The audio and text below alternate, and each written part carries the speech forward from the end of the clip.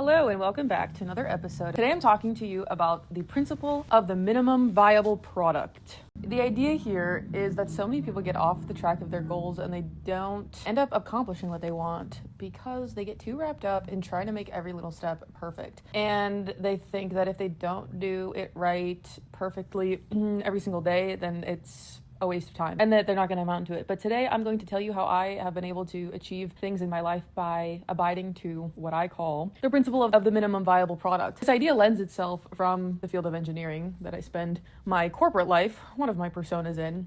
And it's the idea that you're always going to want to make your final presentation of your analysis perfect. There's always going to be something that you could fix. There's always going to be something you could check. There's always going to be one more value you could get to the customer. There's always one more visual you could create, like some way you could make your PowerPoint more clear, more data you could look into, more sources. There's always going to be something else that you could put into that presentation for the customer. But in engineering, we work on timelines. And there's the trifecta of, they say that you can only have two of the three: quality, scheduling, and finances. And they say that you can only have two of the three. So if you're within budget, the finances, and the quality, then you're not going to deliver on time. If you have on time and the quality, the finances, the budget are going to be out the window.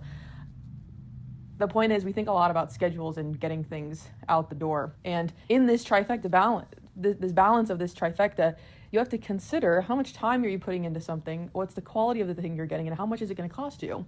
Now in engineering and business, it's actual financial dollars. We have to think more about resources in terms of the time and energy we put in. Of course, there are resources with certain things, but I'm meaning more the time, effort, and energy that it takes you to do something. And that's where the principle of the minimum viable product comes in, because it's what is the minimum viable thing that you can do every single day so what's the minimum thing that you can do every single day that when you do it every single day, it's going to add up to something great. And what people get stuck on here is that's one key idea, is you have to identify, you have to take a big goal and then you have to break it down to what are these small habits, and you make these identity-based habits, as James Clear talks about. So fitness, very, very, very easy example. That's why I'm going to use it. If you want to be a fit person, what I started to do was every single day, I do 10,000 steps. Now I do 10,000 steps because I have 1,000,002 things in my life going on. But when I don't have 1,000,002 things in my life going on, I do 12,000 steps.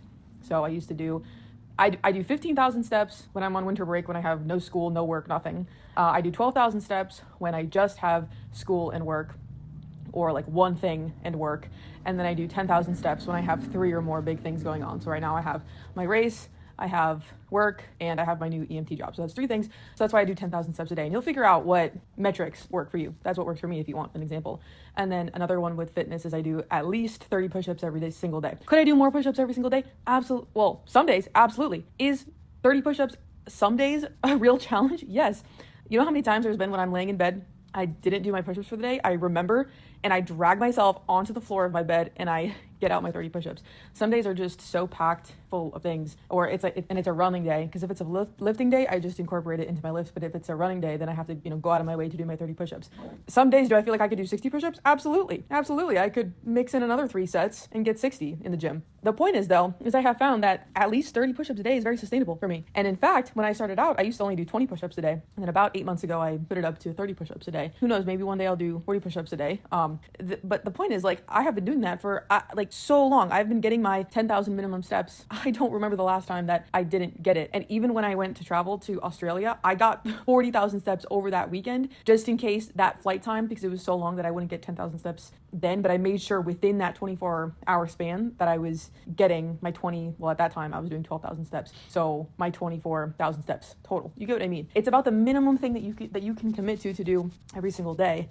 And what people get stuck on, I was reflecting on this, and it's like, what do people get stuck on here? And they think that you have to enjoy every single step. You do not have to enjoy every single part of the process if you enjoy the sum of the process. Let me say that again. You do not have to enjoy every single part of the process. You can enjoy the sum of what you get from all those steps of the process. I enjoy being fit. You think every single day that I work out, I'm like jumping off the walls to go do it? No. Same thing with running. I'm not always so amped to go run, but I really enjoy being able to anytime I want, bust out 10 miles like it's almost nothing, and being able to lift and being able to see my progress over years. Like, you do not have to enjoy all the little things. You think all the time that I spent studying, there weren't some times that I didn't want to study? Of course there are. I think people, and that's where the discipline comes in. I've talked about this before. Discipline is not when you wake up at 4 a.m. with your heart pounding and you're so amped to go for a run, and you go for a 10-mile run around your city, you're blasting your favorite music in your ears, every song is hitting, and you're enjoying yourself. I speak from experience that's happened to me. And I know, though, that in that moment, that's not the discipline, because discipline is when you show up when you don't want to. When you don't have that innate urge to. And I think a lot of people fall off their goals, whether that be fitness, whether that be education, whether that be relationships even, because they think that they just have to enjoy it all the time. And they look at people that accomplish a lot of things in a lifetime or in a couple months or anything, and they think that they enjoy it all the time. No. You can find happiness in when you feel that resistance, and then you do it anyway, and you say to yourself, oh, a lot of people would have just stopped here at 3 miles because it was hard. Running is funny because sometimes the first 3 miles can feel rough, and then when you get to 6+, you finally start feeling good, if you can believe me. And I've been through that so many times at this point. Even now, with how much I've run over these last couple months, you'd think that every time I started running, it would be easy out the gate, and it's not. It can be hard, like any time that I do it, but I don't care because I think about the greater goal. I think about the greater goal of what I'm doing, the fact that I'm going to do this ultra, and that's what fuels the day-to-day motivation. So you really don't have to enjoy every single little thing. And along those lines, not every single lift, every single run, every single study session, and every single interaction you have in your relationship, whether that's friendship or romantic or with your parents or with your child, it doesn't have to be perfect. It doesn't have to be the perfect thing that you do with this person, like the perfect hangout, but it's that consistency over day in and day out that's just good enough. Let's apply this to relationships. One of my mentors, every single morning, we text each other a GIF, or we say good morning to each other. We text a GIF like of the sun rising or of coffee or something in the morning. I have this impulse like every single day at 7:30 a.m. around then, I want to send a message. And that message isn't perfect. It's not telling my whole life story and giving them an update on what's going on and all the details of my life. But what we do is we maintain that minimum level of connection, that minimum viable product of that minimum connection that just sustains it. It's like a candle. It's like a candle that keeps burning over a long period of time instead of a firework. I've had relationships that are fireworks and it's fun, but what happens with fireworks? They end. The fireworks show ends. A candle takes a lot longer to end, to run out, than a firework. And that's how I see a lot of these things. That's how you maintain consistency over years. It's not one time you catch up with this person, you tell them everything that's happened in the last 2 weeks of your life, and then you go radio silent. There's not there are friendships where you can maintain, like, be pretty close even when you go a lot of time without talking. But I think really valuable relationships are those that you do maintain some sort of level of like low hum. It's like a low hum of consistency. And so applying this to your goals, because we talk more on Pursuit about our goals and things like that. It doesn't have to be every single time you go to the gym. It doesn't have to be that you hit a PR, because when you go to the gym every other day or every day, you're increasing your luck surface area, which is a concept that I've talked about before. Increasing your luck surface area means that you give yourself the opportunity to knock it out of the park one day. Like today, because I consistently go to the gym, it doesn't matter. Right now I'm in Texas visiting my sister playing nationals tennis. And that is like zero, like if I didn't continue with my fitness, that would just be so unlike me. Like it's so ingrained into what I do that today I even lifted twice because, well, one, I just enjoy it a lot. But like the point is because I go today, when I went, I ended up going a lot heavier on some of my sets than I normally would have. But how did I do that? It's because I show up every other day, sometimes twice a day. Like it's because you give yourself the chance to PR. You can't PR on bench if you never bench. With school, you can't excel on a national exam if you don't give yourself the opportunity to take that exam, or to do really well on a homework assignment if you don't consistently work on it. Things don't get done, or it's really tough to get things done just in one night. And work teaches me this too, because work is a little bit different in that in school you have assignments and then they're done. You know, you have a 2-week open window to submit it and it's done. Like whatever you have done at the end of those 2 weeks, Friday 5 p.m., you have to submit it. Work is a little different when you have an engineering job like me, because there's always, as I was saying in the beginning, there's always something you could add. There's always something you could work on. It's not as though Monday you can work 14 hours, Tuesday work 0 hours. These extremes, they don't work in terms of how the team works.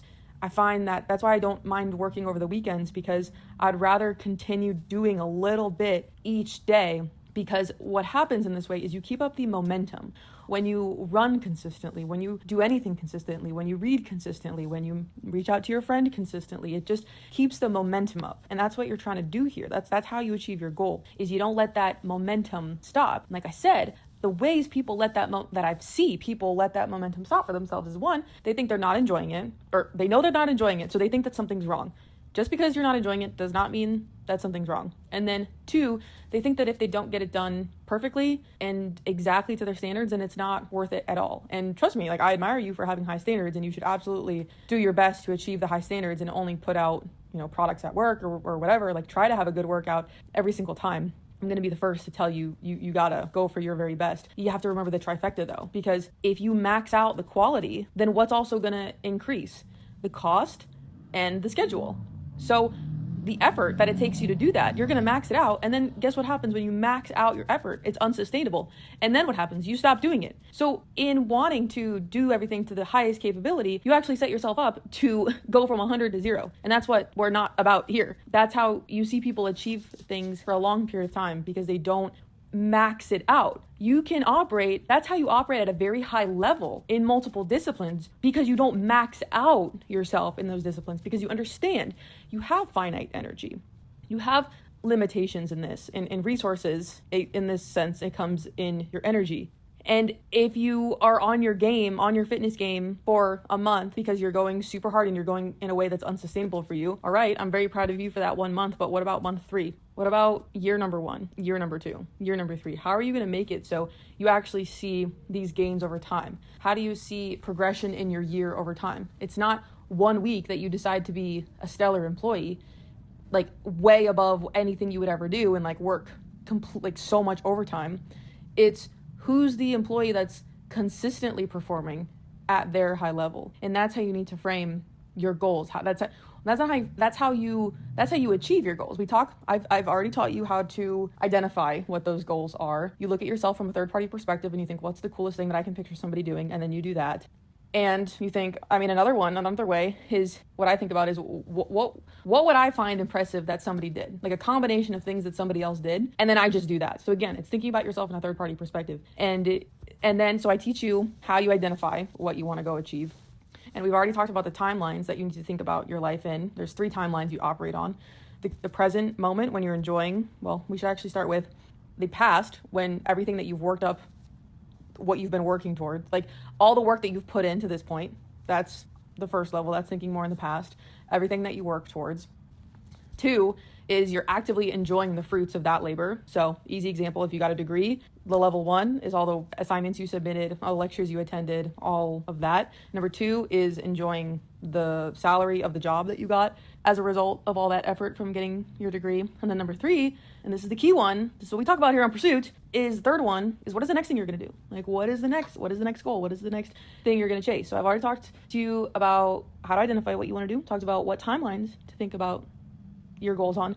And now I'm telling you how you think about more that third step of how you actually accomplish being able to achieve those things. And you just think about what the minimum viable product is. What is the minimum physical effort that you need to exert on a daily basis to have the physique you want? What is the minimum amount that you need to read each day or each week or each month to feel like you're a well-read individual? What is the minimum amount of consistent social interaction with your best friend you feel like you need to have so that you sustain that relationship, and then, you have a best friend? Because I'll tell you, you're not gonna have a best friend if you don't consistently talk to them, or at least that's been my experience. I've cultivated such a deep relationship, because even if sometimes I think that my texts to her aren't perfect in terms of like, I'm not explaining everything that's going on in my life, or I don't fully understand what's going on in hers, I still have that minimum interaction every single day, so that when we do, sit down and talk a lot, then we kind of have that low level home. We already have that baseline connection going. And so the goal of this is to show you that you don't need to enjoy every single step of the way. You just you think about, am I going to enjoy the product of the thing that I'm building here? And you work to that.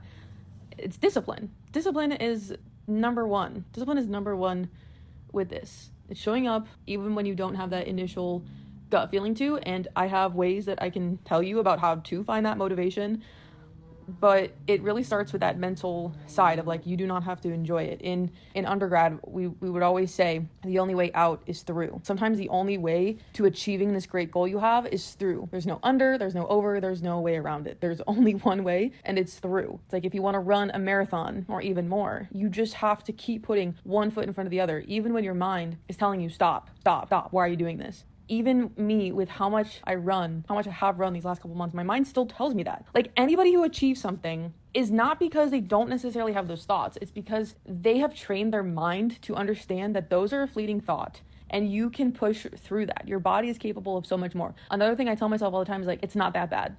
That's something I tell myself. Like, it's not that bad. When I'm running and I'm tired, I'm like, this is not that bad. And I keep going. Or I have a lot of work that I need to do. And I'm like, oh, like, it's not that bad. Like, it's really not that bad. Anything that we do, it's a privilege to be able to chase these goals. And nothing is really that bad. And so I want to see you stick to something for a long period of time. Understand that it doesn't have to be perfect. The interaction with your best friend doesn't have to be perfect. It just needs to be this low level connection that you maintain.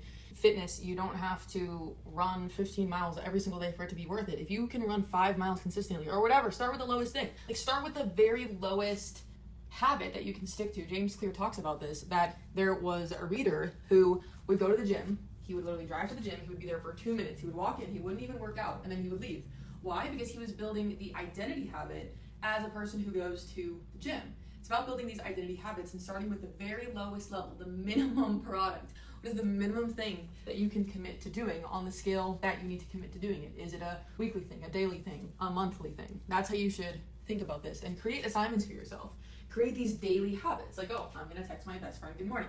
I'm gonna do my 30 push-ups. I'm gonna do my 10,000 steps, and I'm gonna work on this. I'm gonna watch one video for this course that I'm taking. One thing, okay? One thing. That's how you look at people who have so many things going on in their lives. You're like, how are they doing all these things? It's because they understand that as long as they put, it's like you're casting a vote towards that goal that you're chasing. Every time you do that one thing, you're casting a vote to be that kind of person, to do that one thing. You don't have to win the whole election overnight. You just gotta cast one vote every single day towards being that person. And then that's how you understand how when you do achieve a goal, everybody's gonna see the end. Everybody's gonna see just a piece of paper hanging up on your wall. Everybody's gonna see the medal that you got. Everybody's gonna see your wedding. But you know what you see? The beautiful part that you can have a lot of self-respect for is you saw the way that you showed up every day. You saw the 30 push-ups that you did every day. You saw how the little kind thing you did for your partner on a daily basis, the little note that you left them, the little thing that adds up to this big thing that the world might just see that last thing and they think, oh, how did they do that? Or, oh, they must have cheated their way to that. Or like, they must have just been given that easy way in life. But, that's okay. People can think. People will, and people always view things through their own lens, so you can't blame them, but you'll know. And with that comes a lot of confidence.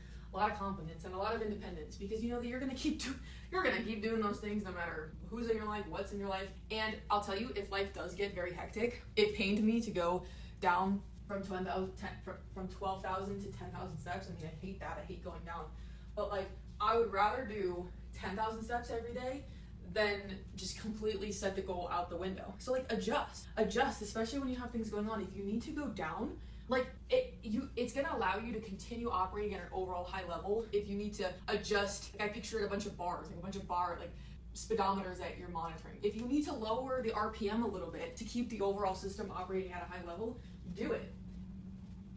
Don't get complacent on yourself and just lower everything completely. But like, I'm always gonna be a proponent of pushing yourself. Like, push yourself in a way of things that you know you can do every day, interactions you can have every single day. You don't have to be super excited to talk to this person every single day if you know that relationship means a lot to you and you want to cultivate that deep relationship with them. It's the little texts that you send them. It's the little notes you leave them, the pictures you send them. Like, that's what adds up to a beautiful relationship. That's how you get your degree. That's how you finish an ultra marathon. That's how you get a certification. It's just this low level hum, this candle, all these different metaphors that you want to think of it. It's the machine of yourself. If you think of yourself as a system, as a machine, it's like all these different levels that you just maintain. You maintain at this certain level, and when you set those mini goals for yourself every single day, you can be happier. Like, no matter what I did, I know that I put myself first, and I did my fitness thing. I did my studying thing for the day. I maintained my relationship, and I'll tell you, I'll be doing an episode about it. That's how you build great confidence in yourself that's very unshakable, because it doesn't matter what anybody tells you, doesn't matter what anybody thinks of you, because you know what you do every single day, every single week. And then you honestly don't even rely on other people recognizing it, because they're gonna see the result, they're gonna see the end product, but you start to get a lot of confidence and motivation from you seeing what you put in every single day. And that just comes down to the discipline. So that's what I wanted to share with you on this beautiful Tuesday. I hope you have a great rest of your day. Keep going out, pursuing your goals, chase your goals. Don't let anybody tell you that you're trying to achieve too much or that it's not good to achieve things, because when you start achieving things for yourself and you achieve it, and it gives you that personal confidence, and it creates a life full of rich memories for you, like that's unbeatable. That's how you get happiness in life. So don't let anybody convince you that just existing in life is a way to happiness, is the way to happiness. It's a way to happiness for sure. Some people are definitely gonna find their happiness in that, but like if you're anything like me and you get that deep satisfaction from going out and pursuing things, like use it to your advantage and max out yourself in the most sustainable way possible. All right, that's what I got for you. I'll see you on the next one. Bye.